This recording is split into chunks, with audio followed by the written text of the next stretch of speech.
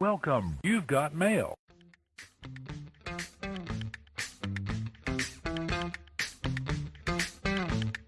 It's the Millennial Midlife Crisis Podcast with Justin and Sean. Take it away, guys.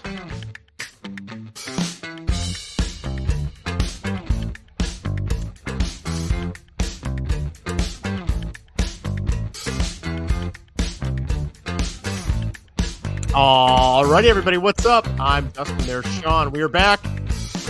What is this? Episode 15 of the Millennial Midlife Crisis Podcast. Thank you for tuning in. Tonight's show, we are going to talk all about the best and worst summer blockbusters or summer movies in general of the 1990s and 2000s, hopefully, if we have time. Otherwise, Sean and I were already talking. Maybe this would be a good two-parter episode. So, episode 15. It's kind of nice. We did the last one, was it 2 weeks ago before 4th of July? It was right? Yeah, it was actually almost a month ago. It was okay. June 19th. My summer vacation was still going strong at that point. Oh, stop it. I was a different person then. So we're going to discuss that. There's a few I have written down. We have some lists from Rotten Tomatoes. We have a few Instagram pages that go year by year that we might check out. So if you want to discuss with us, feel free, hop in the chat. Otherwise, you can find the show on linktree.com/MMC podcast, Facebook.com. That's not correct. Facebook.com/MMC podcast 1, or email the show at mmcpodcast1@gmail.com. Sean, you were mentioning something with this being episode 15 you wanted to discuss, or with the date, I should say. The date, thank you. I just wanted to know, is Slurpee Day still a thing? Because today's 7-Eleven. It was. I saw on I didn't hear one thing about it all day. I saw it on Facebook, maybe. Somebody, okay. I think somehow it popped up in my news feed from 7-Eleven being like, hey, get your free Slurpee today, which I think there's a 7-Eleven in New Lenox near me, maybe like 10 minutes away. But the thought of throwing the kids in the car, driving to the 7-Eleven, getting them out of the car, going inside, getting the Slurpees, not spilling them all. Who am I kidding? My car's a mess now because of my kids. But and then driving back home after that, it was like, forget it. But yes, I'll be honest. I don't think I've done the free Slurpee thing since probably high school. Hey, were you a big proponent of that when you were a kid? Well, if you remember from, I believe, the last episode, I am a Slurpee virgin. I have never had one because it's the sugary, it's just not, that's just not my, nope. I love, and I can't remember if I brought this up, my favorite Slurpee of all time is the Pina Colada Slurpee. I knew that just knowing you personally. I don't know if everybody else knew that, but no, and I might have discussed this last week or on a previous show. Like the Coca-Cola Slurpee just did not do it for me because it's like I want to go frozen, exotic. Right?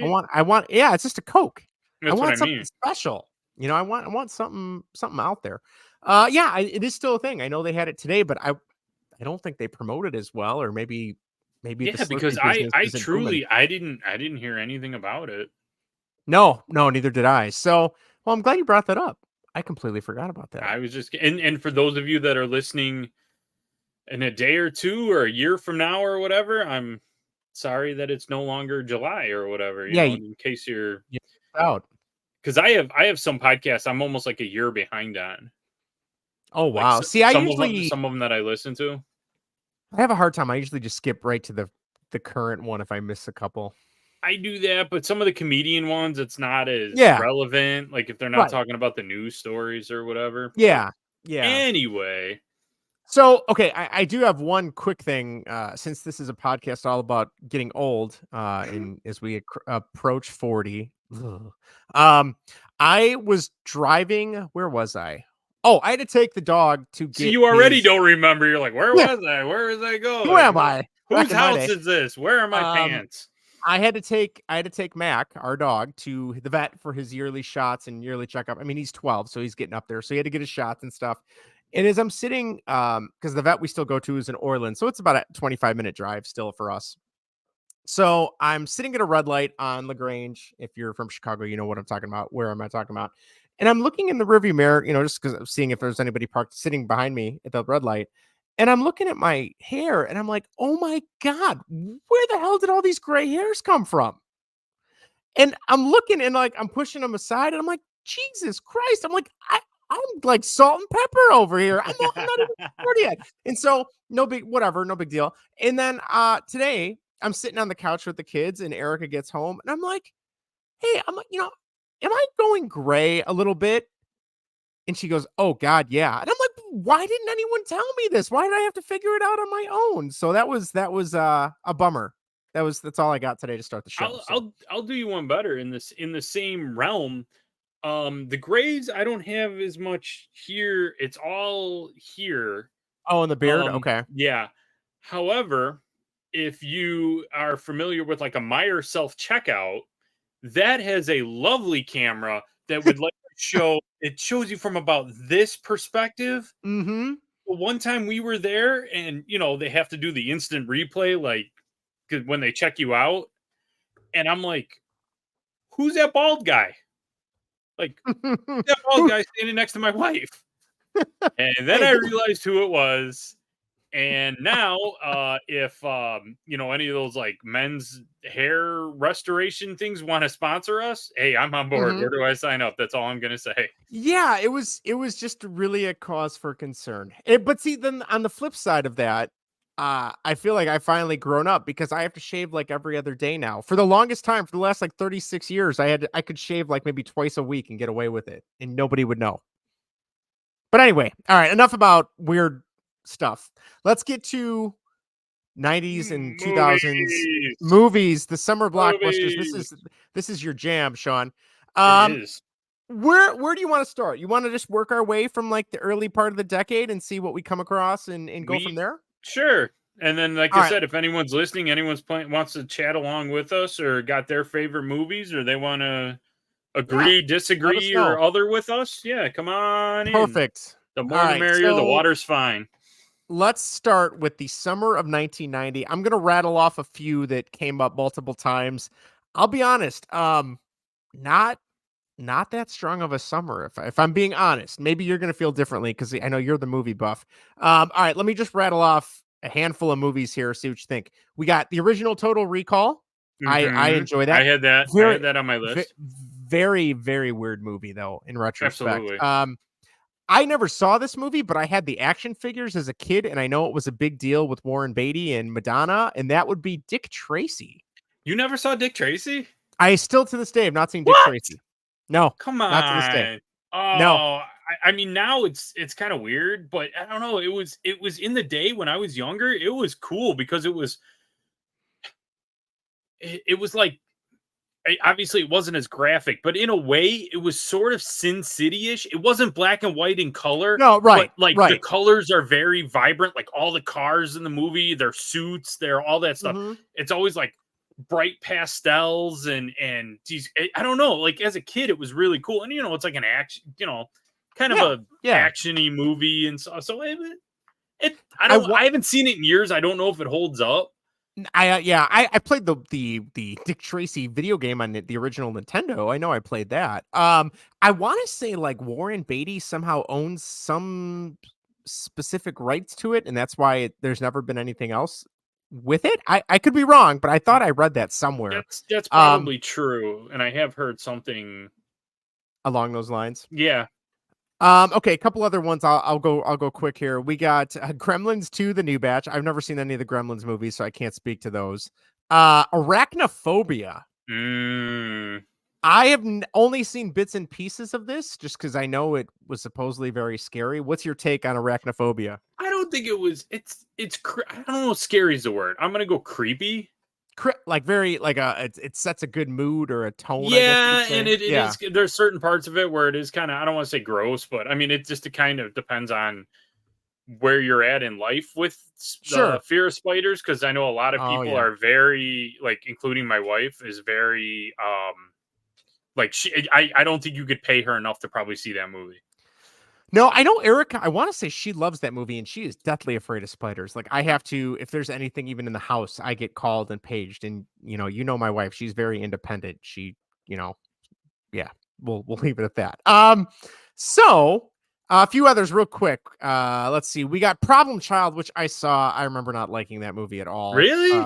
John Ritter and that little kid that with the red hair, right? I Yeah. don't remember what it's. Yeah. I liked Clifford more with Charles Grodin and Martin I Short. never. Is that like a Oh, knockoff one? I never saw well, that. Martin Short like plays a little kid. I think he's on his knees like the entire time, and he just Oh my drives Charles god. Grodin nuts. Yeah, it's. I don't know what came out first. I think that came out after. Back to the Future 3 was a summer of '90 movie. I'm okay with I'd that. say weakest of the Back to the Future movies, but still a Yeah, very good movie nonetheless. but very watchable. One that I'm curious because I know you're the racing guy. Days of Thunder. Yep, I was waiting for it.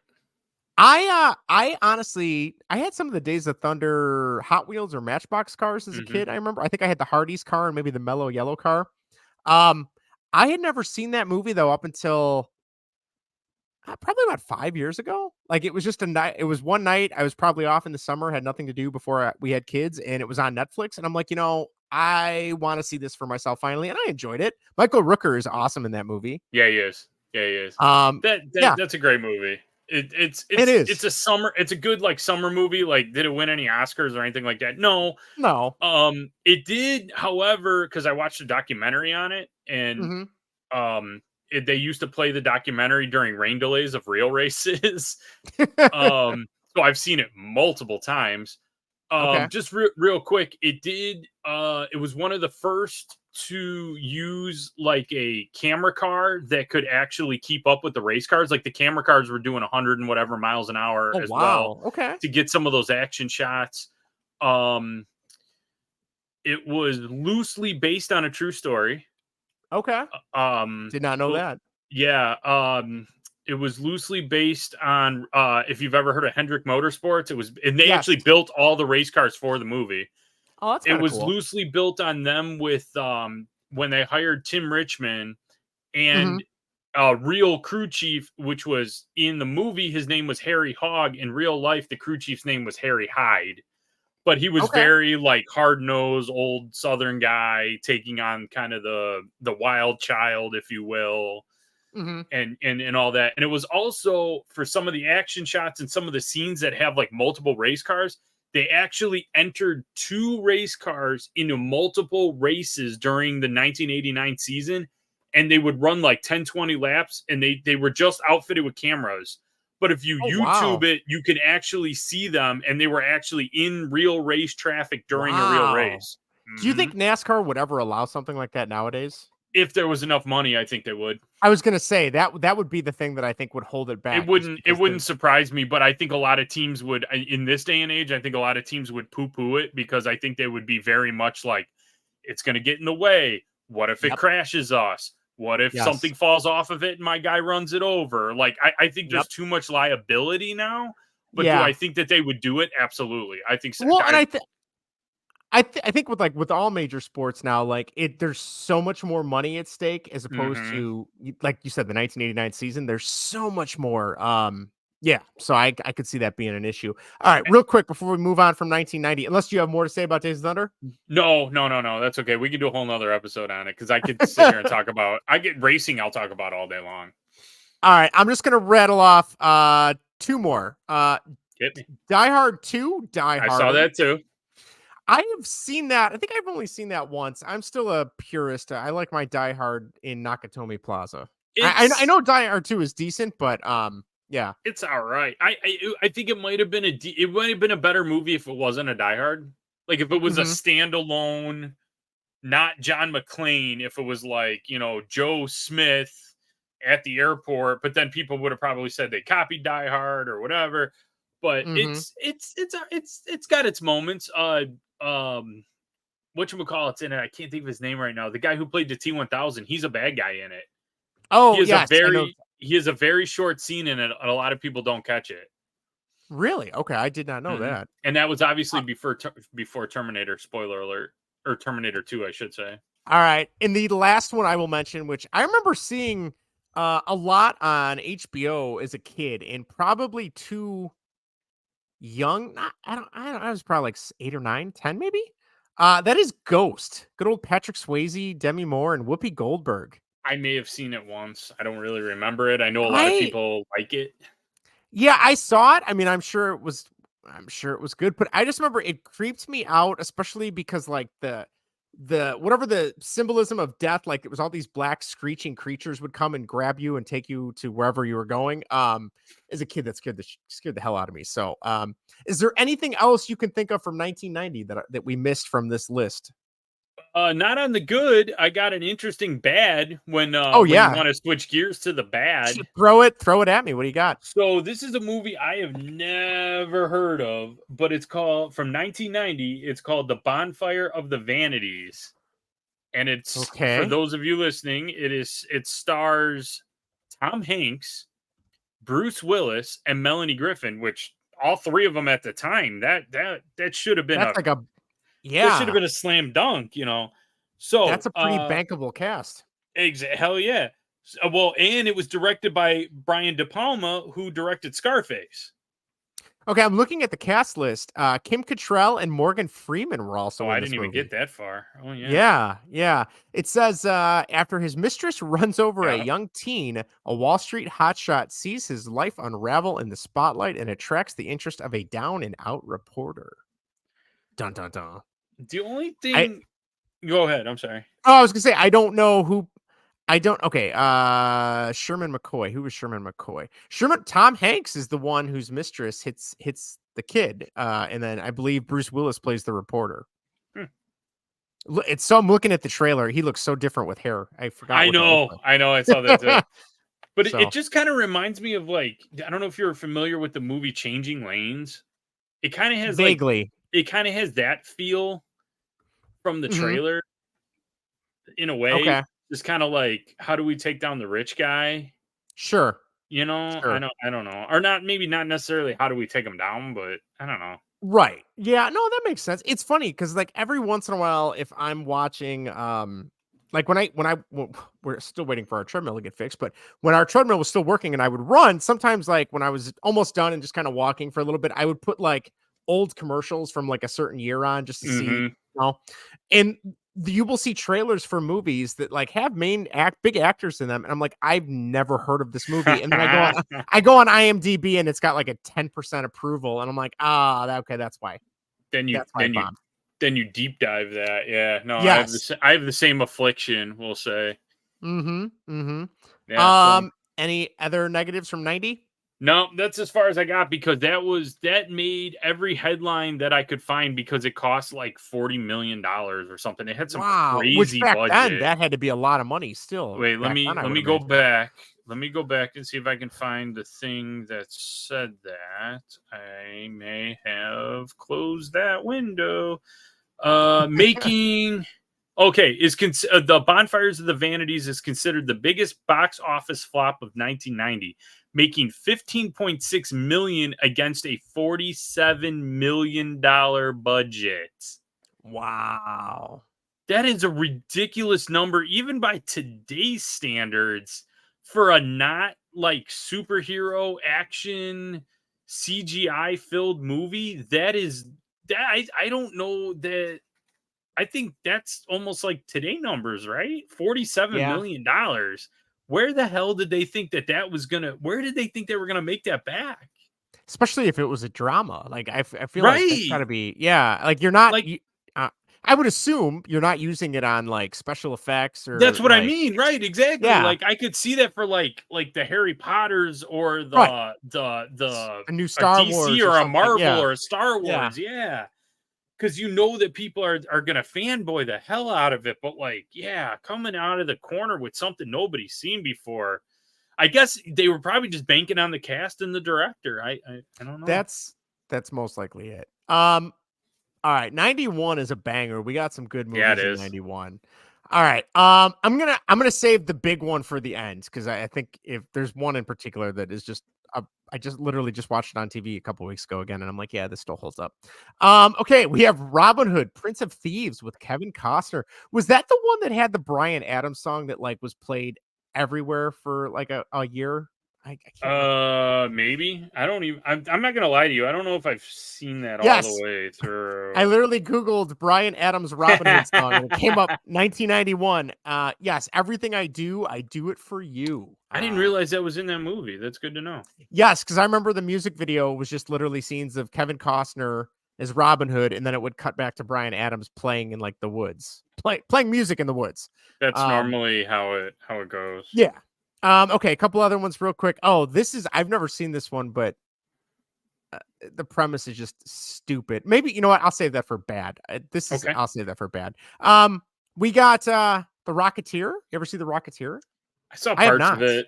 I've seen parts of it. I feel like think that it was a on one time and I turned it on, and I think it was too. Disney joint, right? I've never seen it. I know it's the guy with the golden helmet and the jetpack and all that. Yeah. This one is a little special to me because I had never seen this movie until high school. The one I'm about to mention, and we literally watched it in health class. Oh boy. I want to preface this by saying, I don't know if I was the health teacher. I mean, maybe I'd show it, but it's like he was also the football coach. I don't think he really cared that much. Normally how it goes. What about Bob? He showed us for mental illness. It's funny you brought that up. Not that part, but what teachers will play for class, because I had a criminal justice class in college, and we watched Green Street Hooligans. Really? I also had a criminal justice class, and we watched different teacher. We watched My Cousin Vinny. Oh wow. But okay, well, a lot of lawyers watch that movie because it is procedurally correct. Yes, that's what I've heard too. So at least that's got something to go along with it. It's just kind of interesting to. Yeah, I mean, I love that movie. It's definitely one of my favorite Bill Murray movies, and Richard Dreyfuss is just such an a-hole in that movie. Dude, He does so such a good good. job. Supposedly, though, I heard those two hated each other on set. Yes, I have heard that many times, that they had Which, to be separated, and very apparent too in the movie that they do not like each other. All right, we got City Slickers. I will be honest, I have never seen City Slickers 1. I've seen City Slickers 2 like a dozen times. Believe it I or don't know not, how that happened. I think the second one's better. I think because that's what I've heard. Because John Lovitz knocks it out of the park as Billy Crystal's brother. Like that was great casting. Yes, it was. I agree. I completely agree. Another classic, one of my favorites. Don't Tell Mom the Babysitter's Dead. Mm-hmm. Which, I mean, totally, that happens to everybody. The babysitter dies, and then you go to work for a fashion company, and you have a big soiree at your house. You know, of course, it happens all the time. Yep. Apparently, they rushed out Problem Child 2 because that came out in '91 as well. And then the last two, it's all right. One of these I have not seen. I've been meaning to. It's been remade, and that is Point Break with Keanu and Patrick Swayze. You seen Fast and Furious? Yes, same idea. Yeah, you've seen Point Break. But I mean, obviously, this is the original. Keanu Reeves is probably one of my favorite actors. So I don't know. I've been meaning to go back and watch that. I know they remade it. I heard the remake wasn't very good, but I'm sure it wasn't. But the big one, my boy Arnold, T2 Judgment Day, so good. I think Terminator 1 and Terminator 2 are such different types of movies. Where Hell yeah. Terminator 1 is almost like, I don't want to say a horror movie, but it's like a thriller. Like, it's very thrillers are great. This monster that's coming after you. And that is the same thing for 2, but 2 I feel like is more of an action movie. That is the quintessential summer blockbuster in my mind. Yes. And it's fantastic. Yeah. And so many good cheesy lines. The special effects for the time were fantastic. Yeah. I mean, even now, it relatively holds up for what it is. Yeah. But yeah, I always, I need your clothes, your boots, and your motorcycle. I'm trying to think of the, I can't think of his name. He's a famous actor. He was in X-Files, and I loved him in X-Files too. Robert Patrick is T-1000. That's who I was talking about in Die Hard 2. In Die Hard 2. He's awesome in that movie. Just like so good. I recently saw a viral video of him. You guys have to look this up. It's fantastic. He's at some kind of like a con, and this guy comes up with like a chrome like bust of Arnold, but it looks like a T-1000, but it's Arnold. And he goes, "Will you sign this?" And Robert Patrick's like, he flips out. "Why would I sign this? This is the wrong guy." Really? How the hell? Just wait. How the hell could you bring this to me? Blah, blah, blah. And the guy is like slowly backing away from the table. And he goes, "Hey, dude, give it to me. It's called acting. He goes, did you like that? And I mean, he completely like, but the guy is so like shaken. Oh, that petrified. he, like, yeah. he like doesn't know what to do. And Robert Patrick's like, no, seriously, like, I'm just kidding, dude. Like, give it to me. I'll sign Give it to me. He was just having a little fun with the guy, you know? And, but yeah, not to say I wouldn't have freaked out either, because, you know, I met Nick Offerman and made a complete ass out of myself in front of him. So, you know, it is what it is. That we'll have to save that for another episode. Just don't try to make him laugh. It's just that simple. Okay. Now you didn't. No, yes, go what ahead. you got? No, I was getting ready to move on. Go ahead. Oh no, 91. You're missing one of my all-time favorite movies, like top 10. Right, let me hear it. Backdraft. Oh God, this isn't even. That's not even listed on this. Okay, Sean, you're on the wrong list then. I know. Also doesn't help. I've never seen Backdraft. Dude, Chicago movie. Chicago firefighter movie. Kurt Russell, right? Kurt Russell's in that. I don't know who else is in it, but not Alec Baldwin, Billy Baldwin. Oh, that was when Billy Baldwin was still a thing. Huh? JT Walsh, and I'm trying to think of the woman that's in it. I'm pulling up Jason Lee. Jason Lee, yep. Oh, Donald Sutherland, who just passed away. Robert De Niro. Oh, dude, Donald Sutherland in that movie steals that movie, and he's in that movie for 15 minutes. Spoiler alert. Is one of them like an arsonist? Is that who's setting all these fires? Is that how that works? Or is it just a firefighter movie? I don't know, Justin. Go watch it. Hold on. I can't ruin it for you. No, but I'm going to get some plot synopsis here. Oh, it's directed by Ron Howard too? Dude, come on. Wow. The movie's fantastic. And it's fun to watch. It's fun to see too, because it's like kind of retro Chicago. I mean, it's retro now because it's 91, but it was, modern day Chicago. And I read the book that Robert De Niro's character is based on, because he's based on a real guy, a real Chicago arson investigator. Oh, I thought you were going to say a real arsonist. Okay. Could be. But and then another, just a little factoid, and this is a shout out to my mom because she got me hooked on this movie. Another great movie that came out in 1991 is Only the Lonely. Another Chicago movie. John Candy, Maureen O'Hara. Awesome movie. Oh, I have a lot of blind spots here that I this would be up your alley, because it's a sort of a rom-com. John Candy's a Chicago cop that just lives with his mom, and he's kind of a loner and he's like kind of a lovable loser, but he's not really a loser, but just, older guy, lives with his mom. Sure. And Maureen O'Hara is his mom, old Irish lady, red hair, brogue, the whole nine.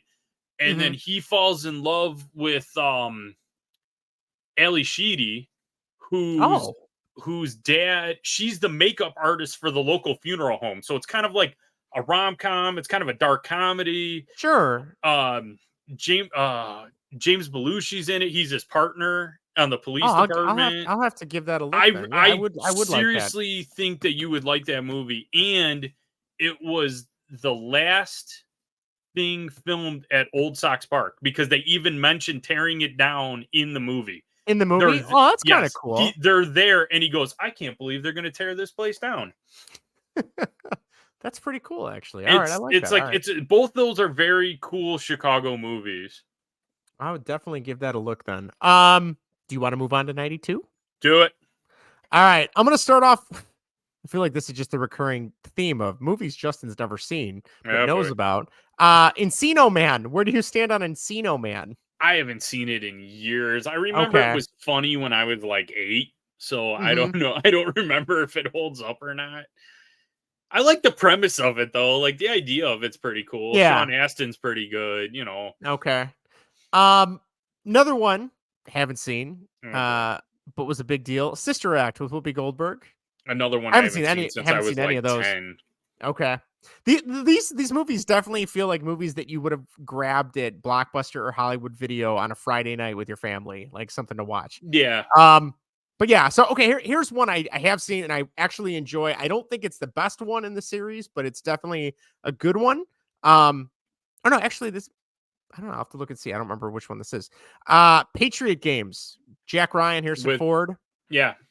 I think, is that the one with I want to say IRA, but I don't think that's right. I can't remember I Yes, can't keep them it's straight. because I really like those movies, and I liked the Jack Ryan series with yes, With one former Jim, CIA agent, Jim from The Office. yeah, Jack Ryan hampers an John IRA. Krasinski, yeah. Thank you. That's it. Harrison Ford's character Jack Ryan hampers an IRA terrorist attack in London. He kills one of the terrorists, and then they go after his family. If I recall, good movie. I Harrison Ford. I love Harrison Ford. Yeah, he's awesome. A League of Their Own, probably one of my top 5, top 10 sports movies. I love that movie. It's a good movie. It is. I don't care. Fight me. It's a good movie. And it's one of those that whenever it's on TV and if there's nothing to watch, I'm like, all right, I'll just put this on in the background. Sure. And Yeah. Tom, Yeah. I love Tom Hanks in that movie. I love the fact that they're at Wrigley when they're doing the Mhm. tryouts. All right, what else we got here? I like John Lovitz in that movie too. Oh, he's in that too. That's right. Yes, He's the I love it. scout. Yeah. And then he drops him off. He's like, all right, I'm out of here, ladies, and he leaves. He's like, what does he say? He's like, I'm gonna go see my wife. I'm gonna get a shave, and she's gonna tickle my pickle or something like that's that. It. And it's just something like yes, I do I remember exactly. And then he walks out the outfield wall, I believe. Yeah. Honey, I Blew Up the Kid. Never saw it. Love the original, but we were just talking about this at work. Absolutely does not hold up. It is. Oh no. That's on the bad list all day long, dude. When it first came out, it was cheeky and kind of funny. Looking back on it now, it's like, who the hell thought of this? was a good idea? Because that first one is like a classic. And I'll be honest, like I want to say in the mid to late 90s, they did. I don't know if it was might have been made straight to VHS. Straight to video was like Honey, We Shrunk Ourselves. I remember liking that as a kid. That one's not that bad. Yeah. The blew up one is god awful. It's awful. Last two on this list series, I've somehow missed all of these, and I want to say there's 4 or 5. I believe it's Lethal Weapon 2 or Lethal Weapon 3. I can't tell, the box art's cut off. I think it's 3, which because Joe Pesci's in this one, so that might 3 be 2 is Joe 3. Pesci. Yeah. Okay. Never saw any of those. I don't know how I've missed those. So good. I mean, I know the whole.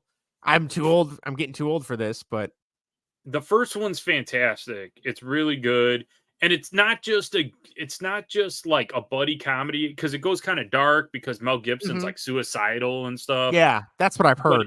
But it's really good, and it's really good if you watch the director's cut, because the opening scene is completely different. Oh, and really? It's way darker, but it's really good, and Mel Gibson's really good in it. But they cut it for whatever reason. The second one's okay. Renee Russo, that's when they introduce her character.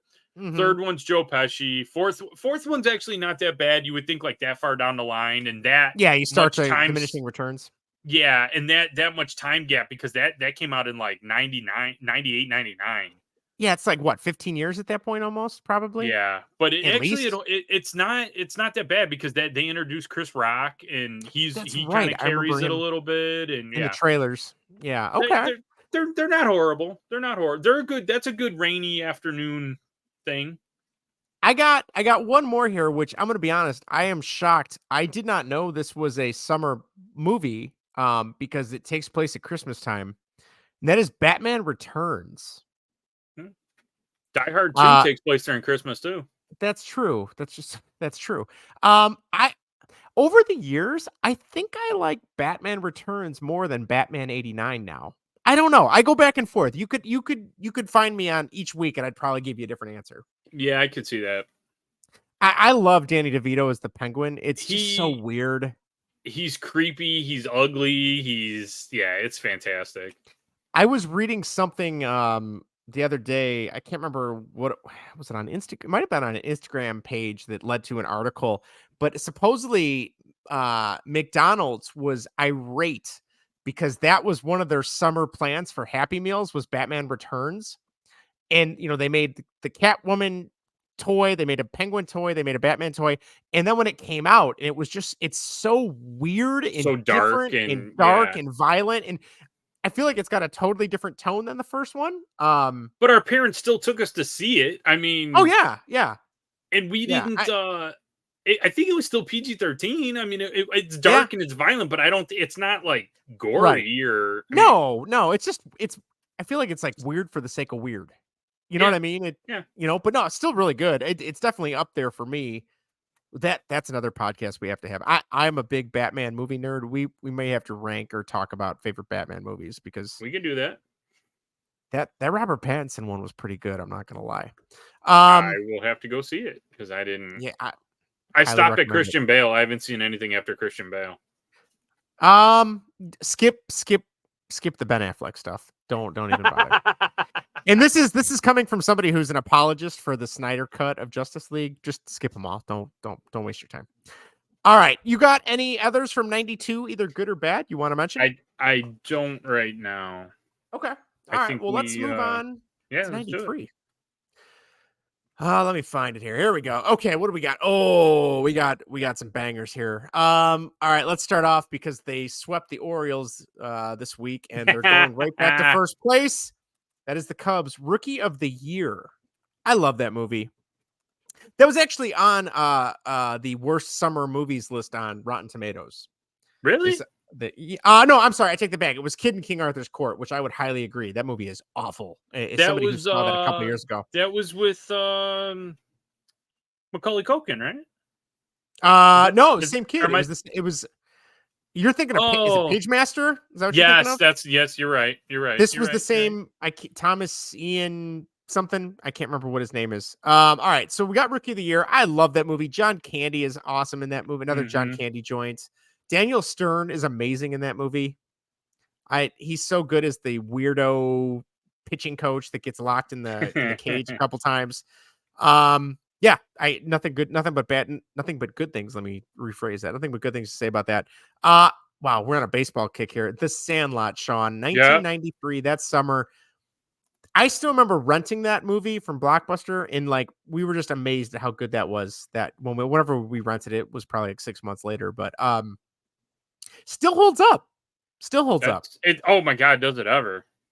I thought it was funny. I saw some influencer on Twitter a couple weeks ago was talking about movies that don't hold up, and they're like, "This movie is awful. It doesn't hold up at all." And I'm like, "What are you talking about?"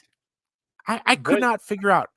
I'm like, I don't understand, unless if you don't like baseball or don't like sports or didn't grow up playing baseball, then I totally understand. You might not make that connection, but even then, it's still just a cute movie, I think. I didn't. I never played Little League. I never played T-ball. I truly did not get into baseball, like watching it until like high school. Like I didn't give a shit about it until I was older. It can be boring. And I still love The Sandlot. It's just because it just takes you back to like being a little kid, like riding bikes, going out with your friends, playing, whether you played baseball or not, or any other sport, or did something, hang out. And when they lose the ball, we've all done that thing where it's like, oh crap, when my parents see what I did or heard what I did, like you can relate to that, whether it was a baseball or a toy or a whatever. Everyone's been in that position. Like I remember breaking my neighbor's window one summer and like running home and then confessing to my parents after like an hour because I was freaking out thinking I was going to prison as like a 6-year-old. So yeah, broken window, that's big. That was a big deal, like when you're 6. That was, or 5, 6, something like that. But oh hell yeah. Yeah, that was the end of my world. All right, another Chicago movie that I can say I've seen, and in college, for my history degree, I had to take a Illinois history class, and our professor took us on a tour of the neighborhood where part of this movie was filmed, and that is The Fugitive. I knew you were going to say that. We literally they got a bus for us. We went to Pullman, or the neighborhood of Pullman, and walked around outside. At the time, the school was very specific on like don't spend too much time there, and then leave. I don't know. I've heard it's kind of up and coming now. I don't know if that's true, but I love that movie, and I will be honest, I had not seen that movie, I think probably until right around the time I had to go on that trip in college. I knew of it. I knew what it was about. The guy he's missing an arm, blah, blah, blah. But like seeing it as an adult for the first time, that's a really good movie. It really is. Really good movie. And it's a really good Chicago movie, like him yes, on the on the L train, and I love the guard or I can't remember, was he a Chicago cop that gets hurt and shot on the L train? Is the same guy that is the custodian on Scrubs. And there's a Jan whole Idor. yes, there's a whole episode on Scrubs of him trying to explain to Yep. JD that he was in The Fugitive, and like he's Yep. like, no, you weren't. No, you weren't. He's like, yeah, I was. Yeah, I was. So good. So good. Neil Flynn, Yes. he performed at IO as an improviser for years and years and years. Oh, and really? years. Mm-hmm. That's awesome. I never saw him. I think he was already in Hollywood by the time I started going to those clubs and stuff. Okay. But yeah, he's like a living legend in the Chicago improv circles. Yeah. Okay. Here's another one. This is another summer blockbuster according to this list. Dennis the Menace with Walter Matthau. I like that movie. Movie. Okay. There's two Dennis the Menace movies I remember from our childhood. There's the Walter Matthau one, and then there's the Don Rickles one. Yes. I really liked the Don Rickles one. The Walter Matthau one scared the heck out of me as a kid solely because of Christopher Lloyd in that movie. Hey, kid. Is that like, what is he, like a vagabond? Or like a transient? I don't know what he was. I don't know, but he's scary looking. It's that one's kind of funny too, because it's got like Leah Thompson as his mom, as Dennis's mom. And it's very like Atomic Family 1960s sort of, but like modern day, but they're, whatever. Yeah. And the other one doesn't go into his parents as much and stuff like that. No, not at all. You can tell. I feel like the Don Rickles one was more of like a, hey, we're going to make this, we're going to make some money, and let's just get it out there. You're like, you know what I mean? But the Don Rickles one's good. Not terrible. Yeah. No, Don Rickles makes that movie though. Yeah. Yeah. From what I remember, because although Walter Matthau does really well. Walter Matthau, you give me Walter Matthau and like Grumpier Old Men or Grumpy Old Men. Those movies are fantastic. Him and Jack Lemmon. Oh God, so good. Yeah. All right, here's another one I remember seeing.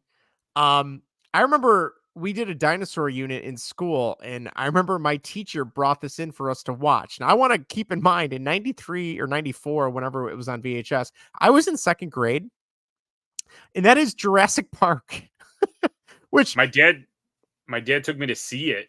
I still remember seeing it in the movie theater because it blew my mind. Oh, it's incredible. Incredible. But like, I'm trying to think, like, the teacher in me is like, oh, I would not take that risk because as a teacher, I know some kid's going home and I'm going to get a phone call, but like, so good. And like, as a kid, I feel like everybody goes through this like dinosaur phase where that's like all you care about. Yeah. Like my daughter who's 2.5, like she sees dinosaur stuff on TV and she can name a couple dinosaurs now, but like that so good. Samuel L. Jackson, what's his name? Dern. Laura Dern, Sam Neill. Thank you. And who plays Nedry? I can't think of his name now. From Seinfeld. Newman. And Third Rock from the Sun. Wayne Knight. Wayne Knight, that's right. Yes, he's such a like evil, just conniving guy now, you know. But he's kind of a screw up, which makes it even like, you know what I mean? He's very like nervous and ticky and yes. And there's that meme of like $1 billion operation bringing back dinosaurs, and you hire like 3 IT guys. One of them gets eaten, the other one runs off and then gets spit in the face, you know, with that. Yeah. I remember I had the what's it called? I can't think of what it's called now. I had the bed sheets for it, and I feel bad. I just realized we're getting a bunch of comments, and none of them showed up on the page for me. So I was wondering, like, what was going on with that? Where are you seeing? I don't know. I'm seeing them on your Facebook page, so I apologize to anybody. Megan left a comment. She said she used to call Sean Dennis the Menace. Oh, that's got to be my cousin Megan, right? I'm sure. Yes. Not that you she would also know that. said no. She also said Sandlot is an all-time favorite of mine and my kids. Yeah, I apologize. I don't know why. I don't know what's going on. Yeah, I just thought we were just not loved tonight. I kind of figured that's what it was too, but yeah, I don't know.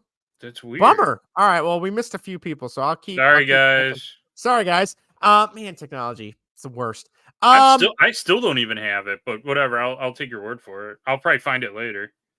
Just for, you know what? I could refresh the stream, but I don't know if that's gonna ruin everything. Do you want me to try it or no? Whatever you want to do. If you All don't feel right, comfortable doing it. you ad lib for about 30 seconds here. All right. Hey, ladies and gentlemen, this is brought to you by Sean. We're having some technical difficulties at this time, but hey, thanks for hanging out with us, and we're having a great time. And look, Wilson's back. They all showed up. Oh man, Christy, Eric, your mom, Gary, Megan, Kelly, Jerry. Oh, they all left comments. Megan says we are super loved. Thank you. All right, now we can. I don't have anything, so that's awesome. All right, it's I'll keep it going here for you. All right, yeah, just shout them out as they pop in. Sounds good. You want to go to 94 or do you want to stay with 93? Just real quick on 93, ironically enough, when you brought it up, Grumpy Old Men came out in 93.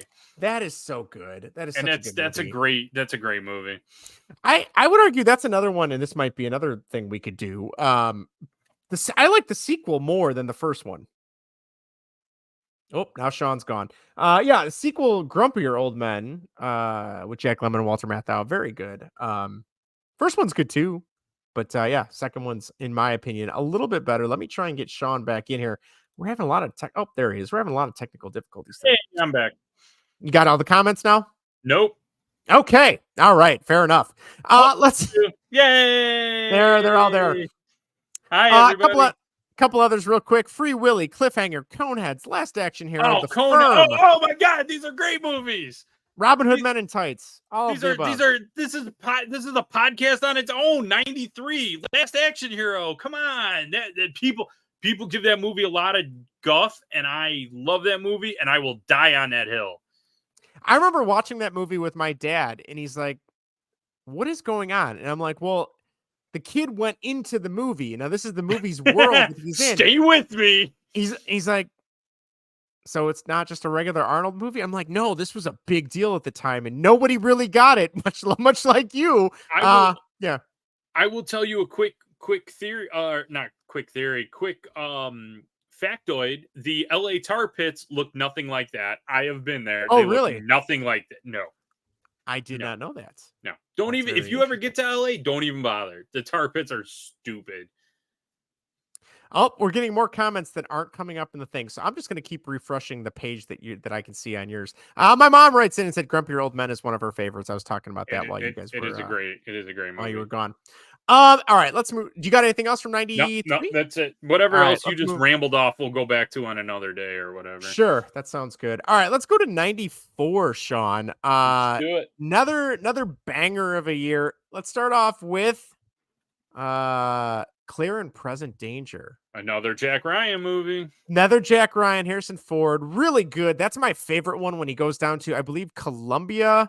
Turns out that someone in the I can't remember if it was the Secretary of Defense is kind of not playing by the rules, and he kind of sets him up to kind of get bumped off. Great movie.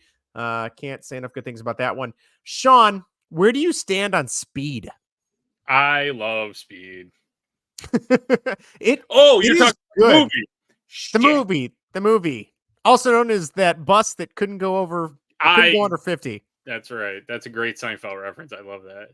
It's the woman from the bus. Yes, exactly. No, I love that movie. It's so cheesy, so unrealistic, but it's one of those, again, Dennis Hopper, awesome bad guy. Keanu Reeves being Keanu Reeves in kind of a cool way. Yep.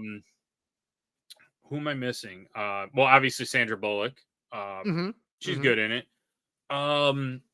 Who's his partner? Why can't I think of his name? Jeff. No, not Jeff Bridges.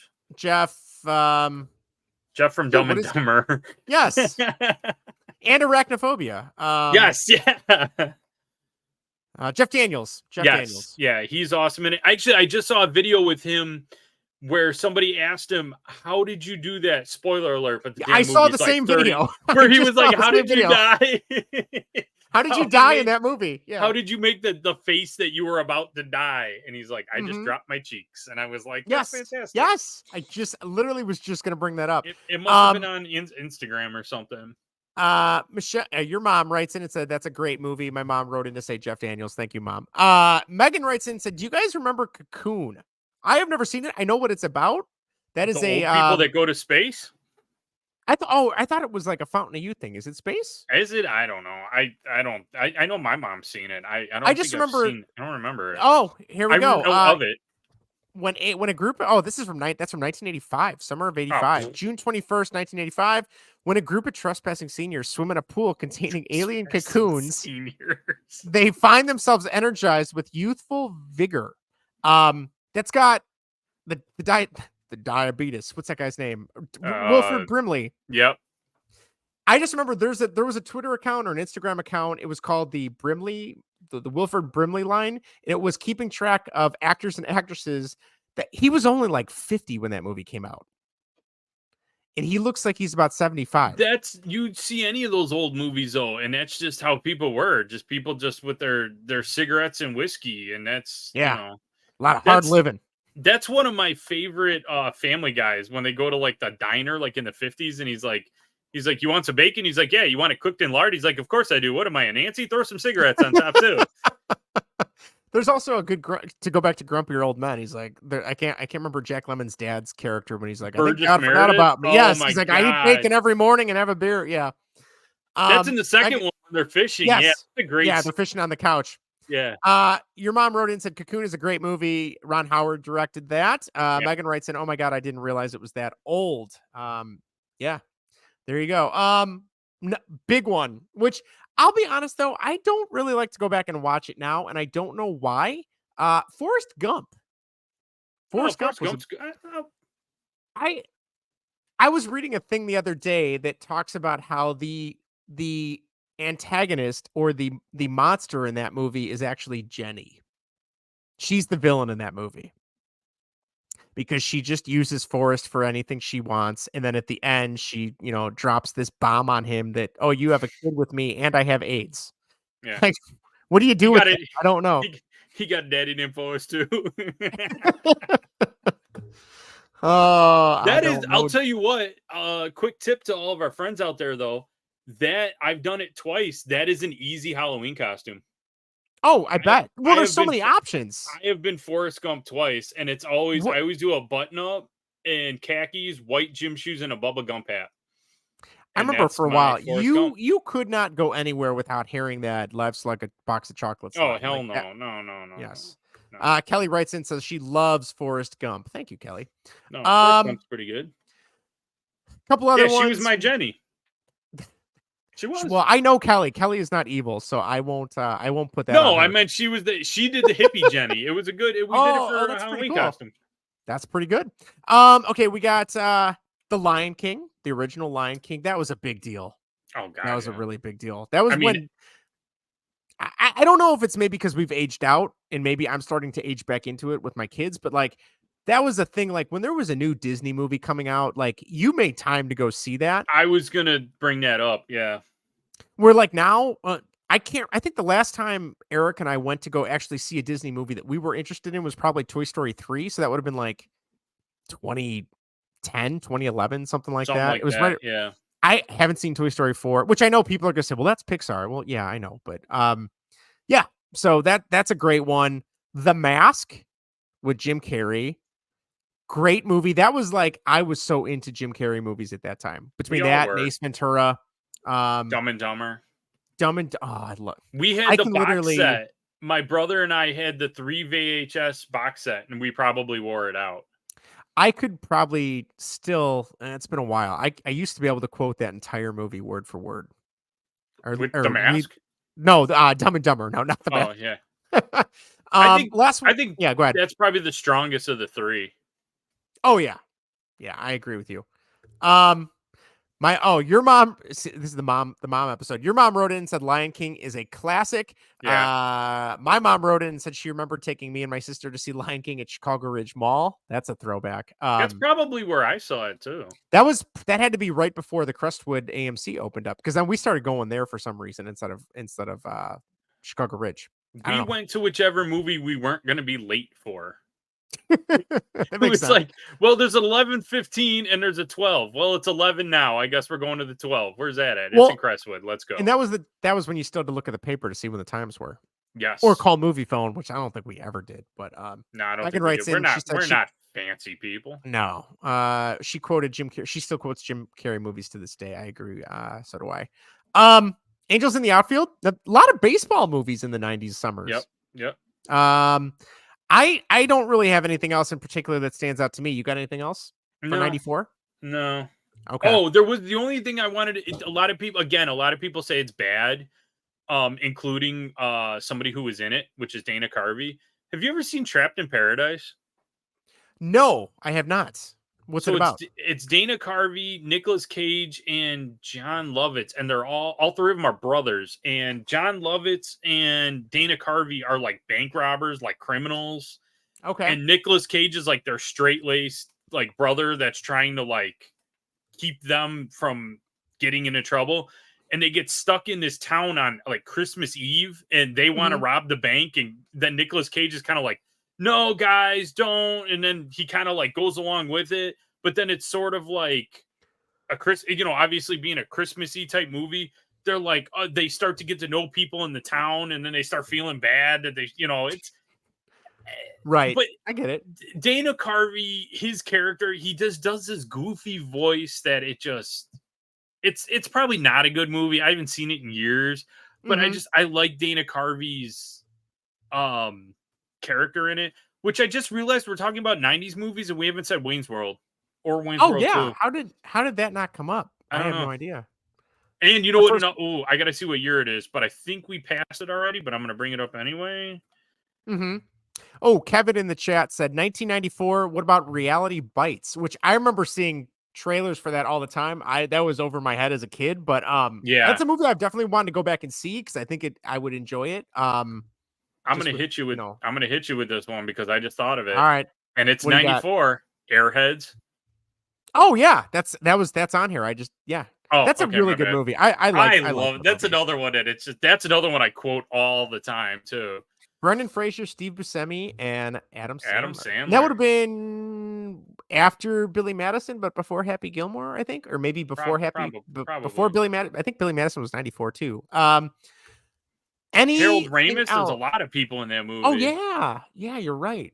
Chris Farley's in it. Chris Farley's in that movie. He's the cop. Yeah, he's the cop. Right outside. Oh, and what's his name? He does all like the mockumentary movies. He plays the agent they bring in with the ponytail. Oh yeah. He's been in a bunch of stuff. Nelson. Yes, thank you. That's it. Yeah. He's the record. Yeah.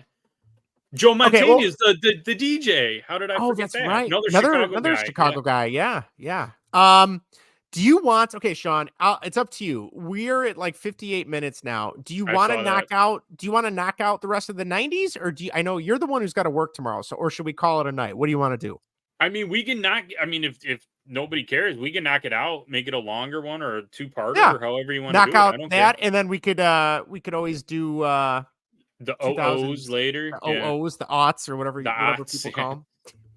All right, I'm having a good old time, and we got people talking. And as long as you keep reading it, because I'm not getting anything on my end. I'm so mad. Gary says who was a mall cop in? Was Chris Farley a mall cop in Airheads? I don't think he was no. I thought he was a regular cop because was he a regular cop? Okay, because he's got to go find Brendan Fraser's girlfriend. Because she's the only one that has the other demo tape because the other one gets wiped out. That's right. I love that movie, dude. It's been a long time. Oh, I love that. I love that movie. All right, I'm looking at summer of '95. Summer of '95, in my opinion, little light.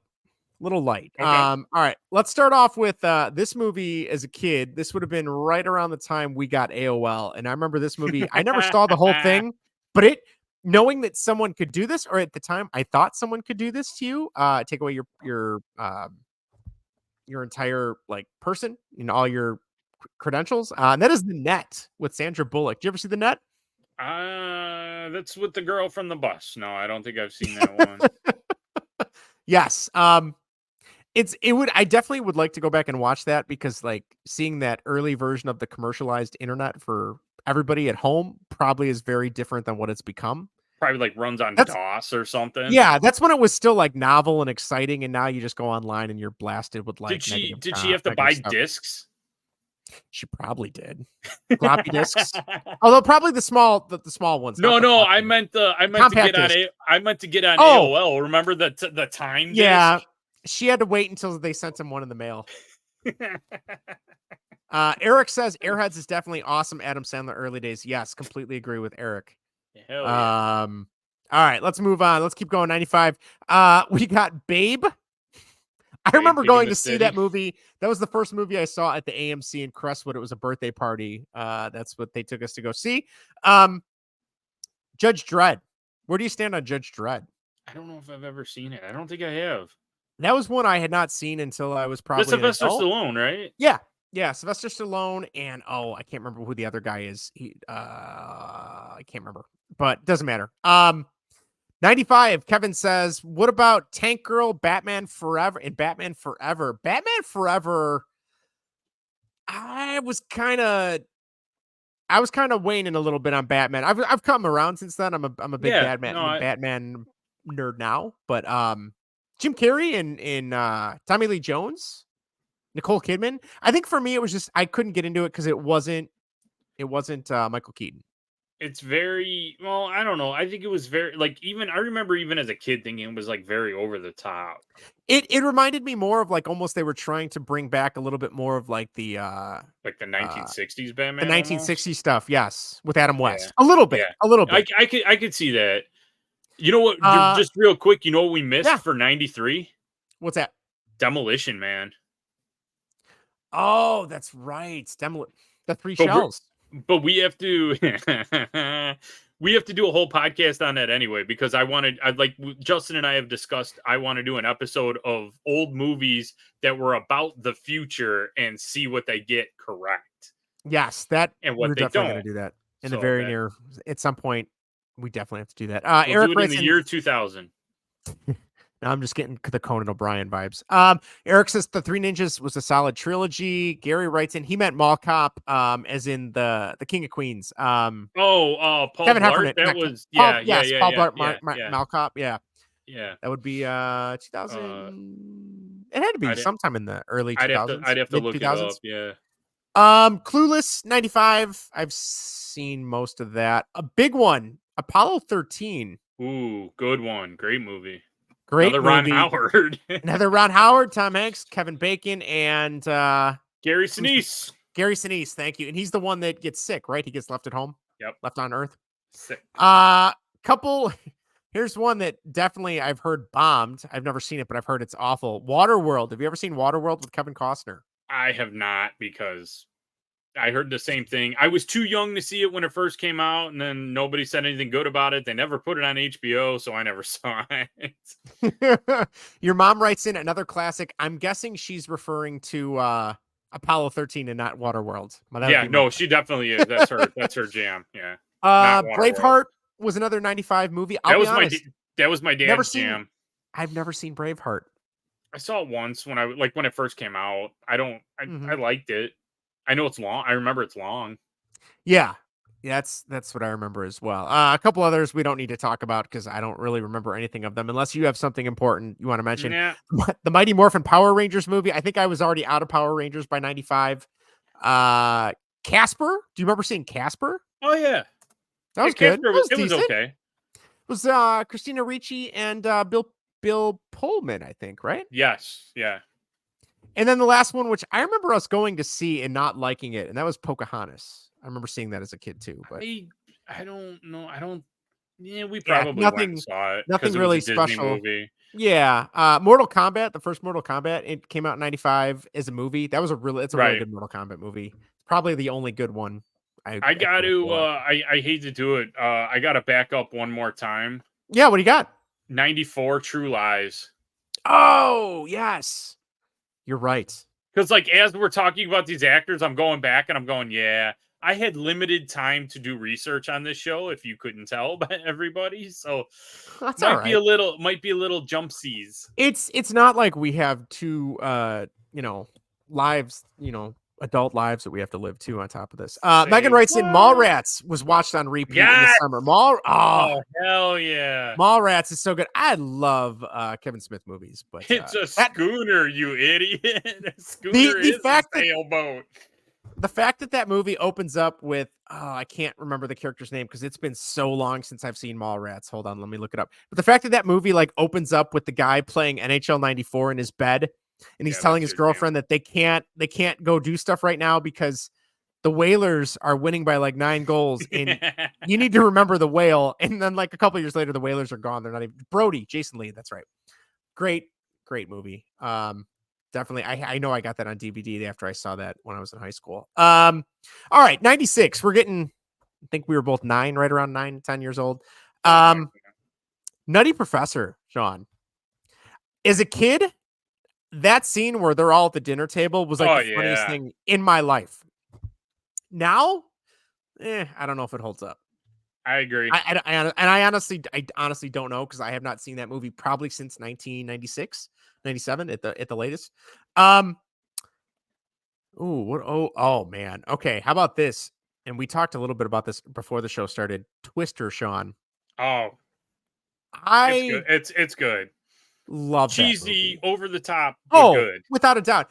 So okay, I will tell you, I never saw that movie in theaters because it would have given me a heart attack. As somebody who was deathly afraid of tornadoes as a kid, because we did not have a basement in our first house growing up. It wasn't until I got to middle school that we moved and got a basement. Freaked me out. But the problem was I watched that movie. It was on HBO that summer, like every day, and I probably watched it every day or every week that summer. And I saw it again. It's been on TV a lot lately, and that movie still holds up. That is a really fun movie. It's got a lot of good lines. And a lot of big actors that became bigger later too. Yes. Philip Seymour Hoffman's in that movie. Yep. For God's sake. Kelly writes in Twister is great.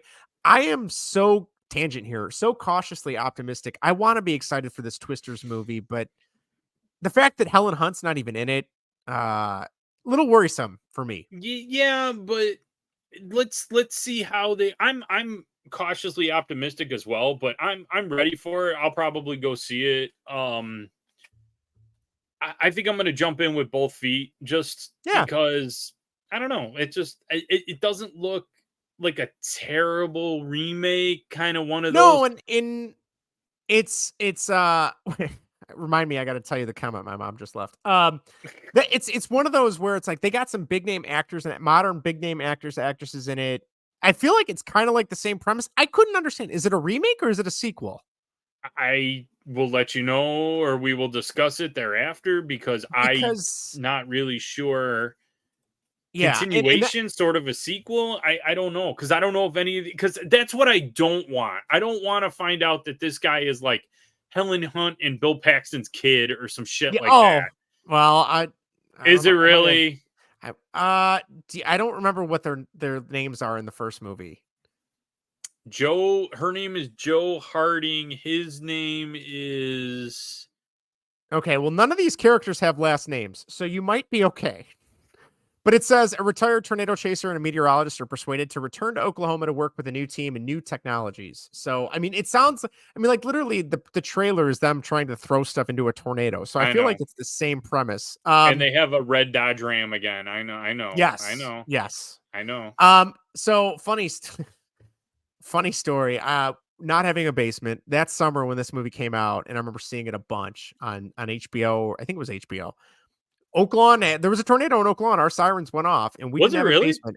Yeah, or at least the sirens went off. So maybe there wasn't really a tornado. Maybe it was somewhere. Sirens go off all the time. They go off every Tuesday at 10 a.m. the first of the month. Pal. I still, to this day, let you know that. I still have to do a double take when I take the kids for a walk, and it's Tuesday the first month, and I hear them, and I freeze for a split second, and then I'm like, oh, it's Tuesday. The sky can be It's perfectly 85 blue. and blue, and you're like, It's 85. taking It's shelter. blue, and it's 9:00 on a Tuesday morning or Wednesday morning, 10, whatever it 10, is. 10. Sorry, 10. I still have to freeze for a second. But anyway, my dad, who nothing phases that man, and you've met him. I have. It was my mom's first day back to work after, she had been off for a while with us being home after we were born and kind of helping raise us and all that. Tornado sirens go off. It's the end of the summer. It's like August. She's back to work. She had to go to Magoogan for training or something. And I still remember the sirens are going off. I'm freaking out. And my dad looks at me and he goes, Just, you don't need to worry about this. If it's your time, it's your time. Sean, I was 10 or 9. I think I was 9 at the time. You've had a good run. You have a nice bike. You've been fed. There's so many more things that I have not experienced at all. Fantastic. I was 10 or 11. Yeah. That is going in my dad bank in case I ever do have a child. I am so going to use that. True story. We're on, fast forward to 2013. We're on our honeymoon, or maybe it was the year after, because I think we did our honeymoon a year later to save up for it. We went to Hilton Head Island. We're getting on the plane. I'm deathly afraid of flying. I remember we're sitting on the plane. I'm like panicking because I did not have Xanax yet at that point for flying. And there's this little old lady behind me. And I hear her say, the plane could go down. I don't care. If it's my time, it's my time. And I swear to God, I looked at Erica and she's like, nope, you didn't hear anything. She didn't say it. Just enjoy the flight. So we had Kelly and I were coming back from Florida, I think. And was I in the middle? Anyway, there was this girl like probably around our age, and she is full blown bawling. Mm-hmm. And me being a smart ass, I look at Kelly and I go, does she know something I don't know? Like, did someone double check her bag? Like, what is about to happen? Like, why is she nervous? Is fine. It's not for everybody. I get it. No. I'm okay with that. Little shaky, little whatever, put your head down. She is full blown losing her mind, crying. And I'm not a nervous flyer. And I'm thinking, what does she know that I don't know? Like, what is, like, am I sitting next to the new shoe bomber? Like, what the hell? I'm like, that's all that's going through my head is like, what does she know that I don't know? Like, why? Right. Yeah. Now, see, now I just take a Xanax and whatever happens, happens. I don't care at all the few times I've been on a plane with one. All right, real quick, we'll run through the rest of 96. We got The Rock with Sean Connery and Nicolas Cage. Love The Rock. Harris. That's another one I quote all the time. Great movie. The Cable Guy, which as a kid, I saw that and I didn't get it because that wasn't the Jim Carrey that I was a fan of as a child.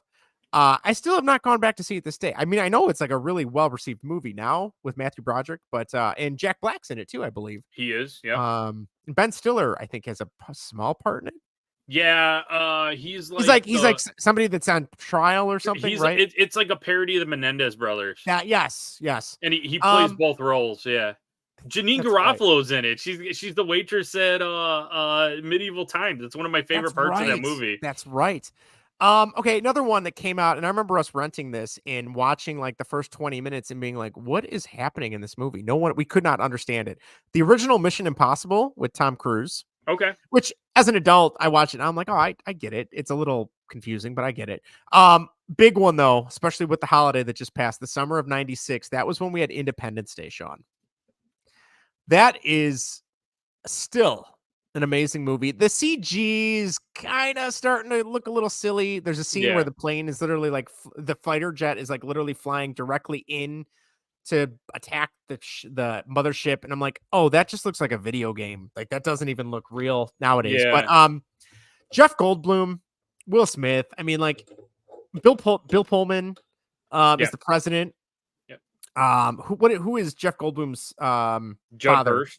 Judd Hirsch, who is also in the sequel, but we don't even need to talk about the sequel. That movie was god awful. Oh my god, was it ever? That's one of the worst movies. It tanks like the second part of the trilogy that they were going to make for that. There was supposed to be a third movie, and they canceled. Like that is by. There's so some movies. There's some movies where you're like, we'll get to one in '97 that I want to talk about.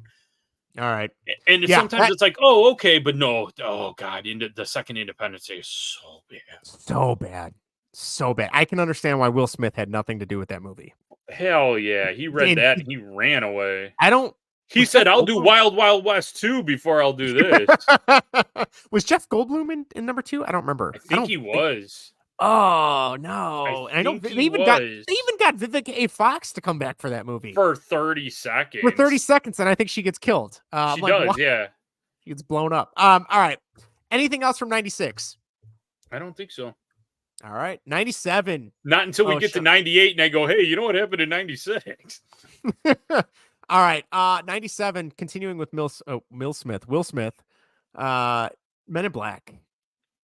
It's a good one. Will Smith had a good run there for a while. He did. He really, I mean, I want to make like some pun about his movies slapped, but that's, I feel like, way overdone at this point. So I'm not going to. That movie's great. Really, really good. Yes.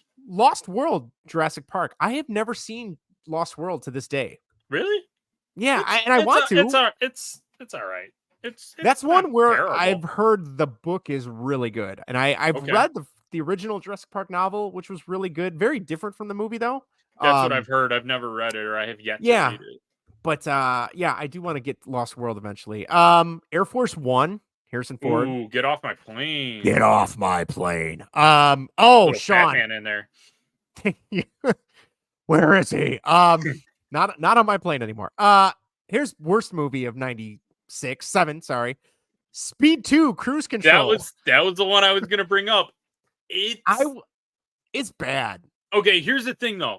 I agree, it is bad. However, what sets it apart from like Independence Day has nothing good about it. The Independence Day 2? Yeah. Yes, there's nothing redeeming. Independence Day 2, nothing good about it. Speed 2 has moments.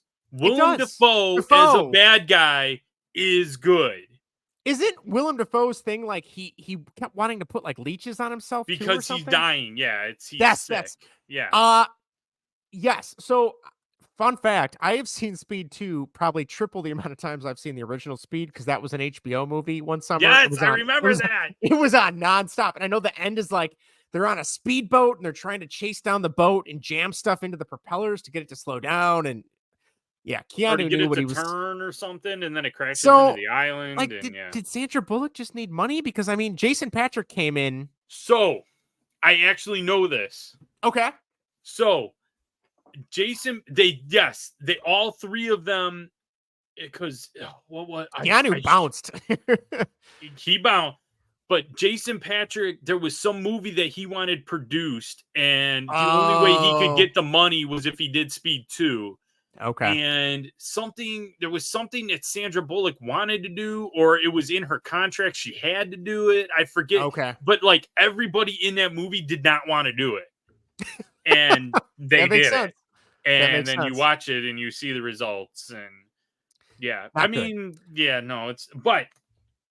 97, I did find this interesting. This was the Dante's Peak versus Volcano summer. Yes, that's right. I have to fall on the Volcano side because I've never seen Dante's Peak. They're apples and oranges, to be totally honest with you, in my opinion. Volcano is a regular kind of action movie. Dante's Peak is an action movie that has a little bit more heart, if that makes sense. Okay. Because Pierce Brosnan, right? Pierce Brosnan and Terminator 2. Sarah Connor. Oh, I didn't realize she was in it. Okay. Yeah.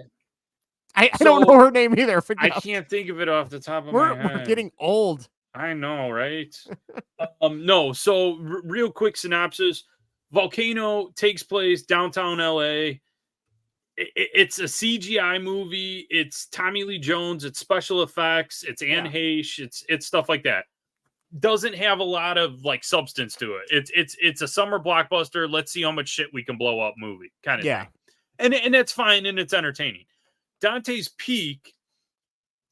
I'm just gonna call her Sarah Connor right now.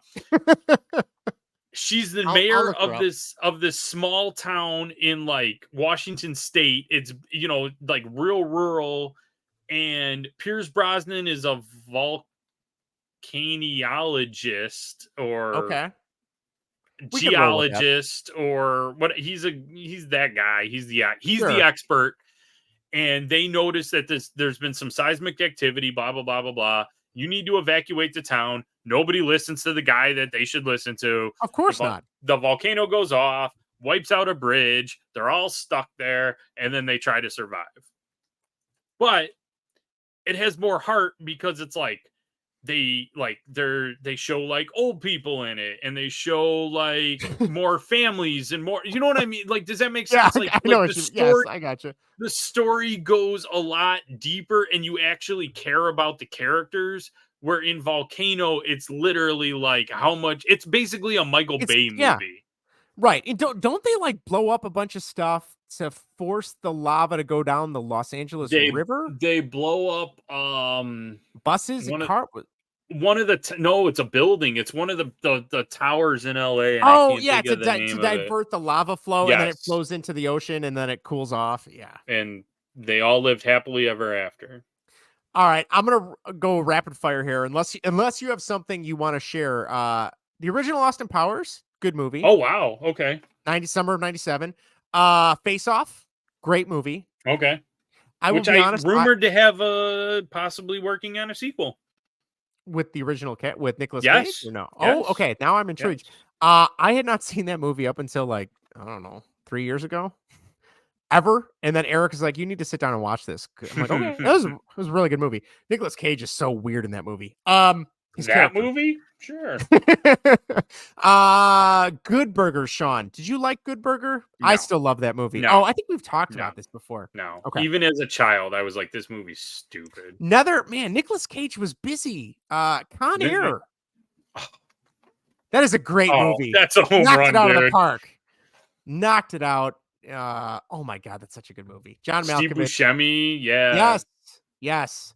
You know, landing the cargo plane on the Strip or Fremont Street. I can't remember which part of the Strip it is or what part of Vegas it is, but I guess it doesn't matter. But Batman and Robin. The only thing, again, didn't care about this one either as a kid because it wasn't Michael Keaton. Right. But I did like that Mr. Freeze was Arnold Schwarzenegger because I was an Arnold fan still.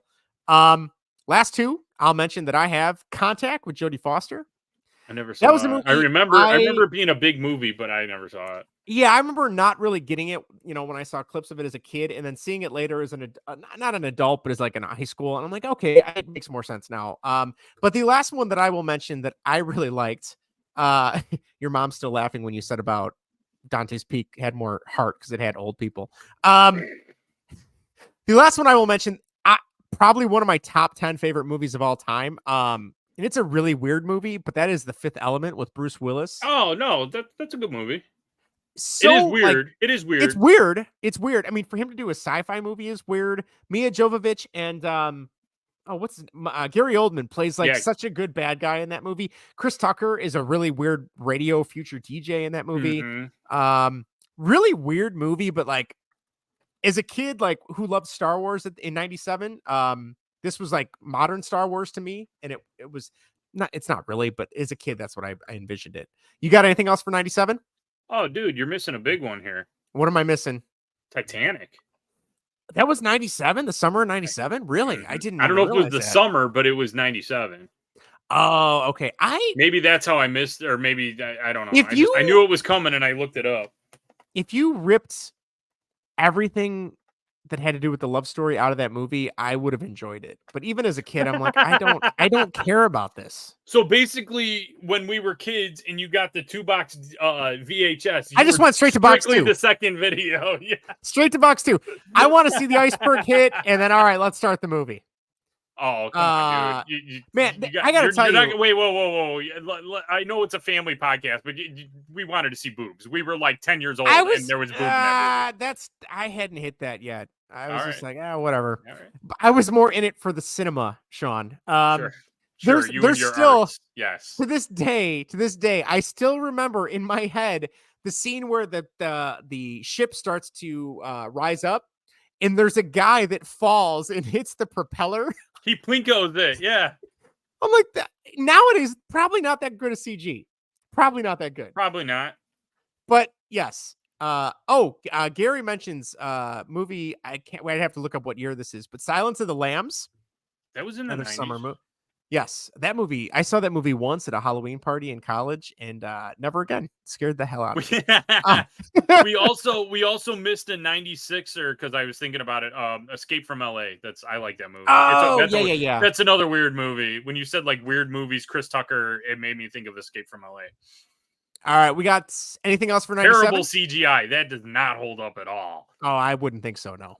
No, I got nothing else right now. 98. All right, I'll start off with a few that I liked. As a kid, I thought high school was going to be cool like this. That's Can't Hardly Wait with Jennifer Love Hewitt, Seth Green. That's a good movie. Ethan Embry, and I can't think of anybody else.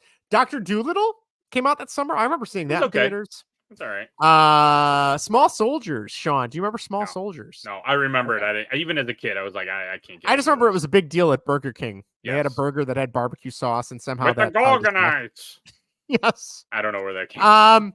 Deep Impact. That was the. I was going to talk about this that. So we had the volcano summer in 97. This was the asteroid summer in 98. Yep. We had Deep Impact and Armageddon. Do you have a specialty, one or the other, or do you not care? I've only seen Deep Impact once or twice. Armageddon, I've seen more, and I know Armageddon had the better soundtrack, and I know a lot of people will fight me on that because I know a lot of people that hate Aerosmith, but I like that Aerosmith song. I'll be honest, I'm one of those people that I cannot stand Aerosmith, and that's like the one song of theirs I like. That and maybe Jaded, but that was like a 2000. That's a good song. It's a good song. That's about that same time period. Yeah, right around there. Eric writes in, he goes, "This isn't a summer movie, but I know what you did last summer. Never saw it, but also a Jennifer Love Hewitt movie. They are making a sequel to that coming out. They already did. Well, I still know. Now I still know. I haven't forgotten. What are they I haven't call forgotten it? what I know. Erica said Jennifer Love Hewitt is in it, and I don't know who else was in those movies. See, that's a spoiler alert because then you know she doesn't die in the first two. I don't even need to see him now. I know I'm good. A couple other 98 movies. We had Lethal Weapon 4, which I know we talked about with Lethal Weapon 3 or 2 or whatever. Armageddon. Sean, that movie, as stupid as it is, because the logistics of the best, and I think there's a line in the movie Bruce Willis says, like, what's your backup plan? Because you're sending a bunch of miners on an asteroid that we have to land on that's going like very, very fast. What's your backup plan? He's like, we don't have one. And I'm like, okay. Great, stupid movie, fun movie in the summer. Yeah, that's a popcorn movie for sure. For sure. Great lines in that movie too. There's something about Mary, which I had not seen probably until high school. I liked it. I don't think it was as good as I thought it would be when I saw it. But again, that's also probably like a decade of time being built up. Like, it was hyped up big time when it first came out. Saving Private Ryan. Holy cow, great movie. That opening scene I know is like one of the most realistic things in talking to veterans and stuff that were there. I have heard that. Yeah, great movie. The Truman Show. Again, I feel like I'm missing out because I was still dead set on Jim Carrey has to be the funny slapstick guy, and I didn't see The Truman Show. Never saw it. It's all right. Okay. Do you have anything else for the summer of 98? I don't, because I was big on the Deep Impact Armageddon thing. See, I have never seen, and I can't remember if I just said this, but I have never seen Deep Impact. I have seen Gary writes in the chat Anaconda, which was summer of 97. That was another HBO movie, and I watched it way too many times. John Voight. He's so creepy in that movie. It was John Voight, Jennifer Lopez. Yeah. Ice Cube and Luke Wilson. Not Luke Wilson. Owen Wilson is in that. You know what? You know how like a few minutes ago we were talking about how we were getting old and we couldn't remember this? Like we haven't looked up like half this shit and we remember it. So I'm like, I'm not feeling so bad about myself right now. All right. I got nothing else for 98. You got anything else for 98? No. All right. Let's go on to we'll end on 99. I'm good with that. We can wrap up. All right. At the time, I was super excited for this. Afterwards, I was very disappointed in it, and now I kind of don't mind it as much. That's Star Wars Episode 1. That was such a big deal when that came out. That, you know, they're coming back and they're making these movies, but they're prequels. It's when Darth Vader was a kid. Spoiler alert. There's things in that movie that are cool. The pod racing's really cool, but the movie overall, the dialogue is very bad. The actors tried really hard, but the dialogue is very bad in that movie. Arguably my favorite Austin Powers movie, Austin Powers 2, The Spy Who Shagged Me. Okay. Another Oh, that's one, pretty in good. my opinion, better than the original, but that's just me. Sean. Oh. There's a lot of actors that are just banking on blockbuster summer movies. Bruce Willis in The Sixth Sense, Sean. Oh, wow. I thought that Summer of was '98. wow. Yeah. That's Yeah. crazy. No, that's a good one. I still to this day have not seen The Sixth Sense. Because I don't like scary movies, which that's not even that scary from what I've heard. But I will tell you, fun fact, fun story, and I apologize because I know we're running long. That Nah. movie came out. My parents got it on video, so they rented it to watch it. I went over to a friend's house, and he's like, "Oh, he goes, what's going on at your house?" I said, "Oh, my parents are watching Sixth Sense." So he's like, "Well, Bruce Willis is dead the whole time, right?" I'm like, "Oh, no way. That's spoil. Sorry, No, I 20 meant that somebody would do that. Oh, I didn't care. He knew I wasn't going to see it. He knew who I was. So fun fact, I went home and my parents literally just started the movie where the guy that shoots Bruce Willis is standing there and Bruce Willis is talking to him and they're starting it. And I'm like, "Oh," I go, "Well, Bruce Willis is dead the whole time, right?" And my parents looked at me. They're like, "What is your problem? Why would you do that?" Jackie says she sees dead people. Yes, that was another one. Oh, you couldn't go anywhere without hearing that. Hearing that. My mom wrote in, she said, "Is that the one Dad fell asleep in?" That was episode 1. The pod racing scene, like crap's blowing up everywhere. There's lasers and sounds and Dolby surround sound, and my dad was asleep. Big Daddy, great comedy. Yeah. One of my favorite Adam Sandler movies. I do like that. That's an Adam Sandler movie with heart too. Yes, I agree. I would agree with that. Wild Wild Great West. lines. Yes, there's so many quotable lines. Wild Wild West, horrible movie. Good song. I like the song. I'm not going horrible. I'm not going great. It's mediocre. Yeah. I feel like that was the first Will Smith movie where it was like, that wasn't as good as it normally is. It didn't slap, as you would say. Thank you, Sean. Thank you. Okay. Few other ones. Lake Placid and Deep Blue Sea. That was the Something's in the Water and It's Gonna Eat Us summer. Last, I got 2 more and then we can move on. American Pie, one of my favorite comedies. Yep. There's really, even American Pie 2 is decent. I really liked American Pie American Wedding and American Reunion. You wouldn't think 3 and 4 in the movie series would be that good, but they, again, as Sean, as you said, they had hearts. I would definitely like to see another one where that's the quote of the night. It is. Last thing, the Blair Witch Project, Sean. That summer, you could not go anywhere without someone trying to do a spoof or, tilting the camera really close, being like, "Oh," or doing black and white or whatever, yes. or off color or whatever. But as a stupid kid in 1999, I thought that movie was real. And that they found those tapes out in the woods. And that I'm like, even as a kid, I'm like, this isn't right that they're making money off of someone's death. It's so bad. But I have seen that movie. I do like it. Anything else? Oh, The Mummy, another good Brendan Fraser. Oh, that's a good movie. That's a really good movie. Sean, is there anything else from the 90s that we missed? Well, 99 real quick was for us Irish folk. That was the year that Angela's Ashes came out. And that's a really good movie. I have not seen that one. That's Go figure. Yeah, right. Office Space came out in 99. Oh, that's right. That's a great movie. Varsity Blues. I know of it. Never saw it.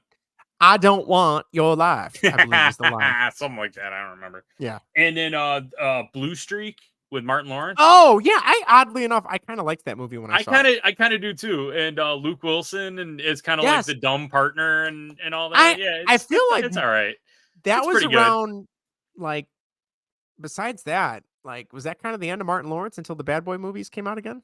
Well, you're missing the whole Big Mama's House thing too. Oh God, yeah, I see. I haven't seen any of those. That might be why. My mistake. I saw the first one and then I was like, I get it. He's a dude in a dress. Like, it's old trick at that point.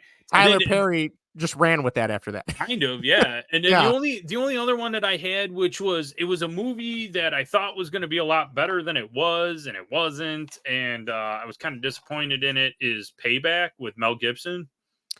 Oh, I vaguely remember that. Yes, He's like vaguely. a bad guy, and then they rip him off, and then he's got to get his money back. But it's kind of like a comedy because the one guy's like, "Oh, I'll give you $1 million or whatever," and he's like, "I don't want $1 million." He goes, "I'm only owed 100,000 or like whatever." Well, I don't know. Lucy Lou's in it. It's a whole thing. I remember when it like first came out, I was like, "Oh, Mel Gibson, bad guy, badass, funny. This is gonna be great." No, it's Not so not. much. Bummer.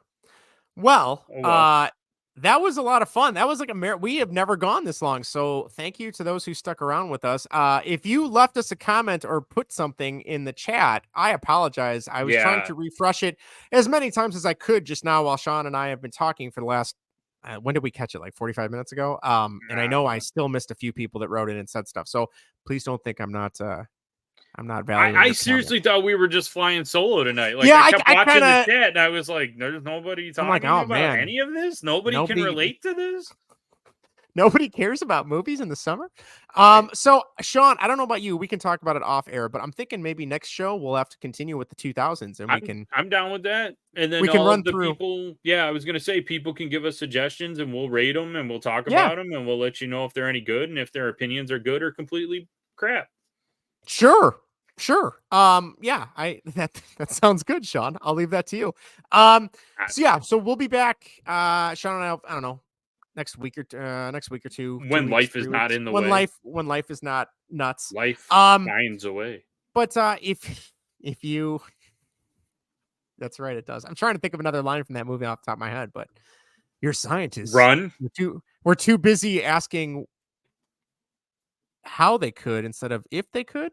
Or no, you were too occupied with, because I just read it or saw it. You were too occupied if you could do it, and you didn't think if you should or something like that. There it is. Oh wait, that might be Independence Day. I don't remember. I'm getting my Jeff Goldblums confused now. Must Go Faster. That's in both movies. That's in both movies. True, it is. You're right. There's a GIF, if you really want a funny GIF from Jurassic Park, of the scene where what's his name? Dr. Grant is on that Triceratops where it's like breathing. And he's kind of going up and down. And someone took it and they shrunk him down and they have him going on top of Jeff Goldblum's character when he's got his shirt off in the back of the Jeep. I saw it when he's on. Oh, yeah. Or when he's laying on the table or whatever. Yeah. Anyway, I digress. We will be back next time with summer movies of the 2000s. Thank you to everybody who stuck with us for this hour and a half crazy long episode. Yeah, Sean, it's been fun, but you know what that means. It's time to go. Whoops, you know what the music means. Music already. Our time is up. Podcast, the audio versions are available. Go to linktree.com/MMC podcast. You can find your podcast app of choice. Listen to any of the other 15 episodes. There's some pretty good ones in there, if I do say so myself. So we'll be back. Thanks again to everybody who stuck around, and we'll see you next time. Bye, everybody. Bye, everybody. Thanks for being part of the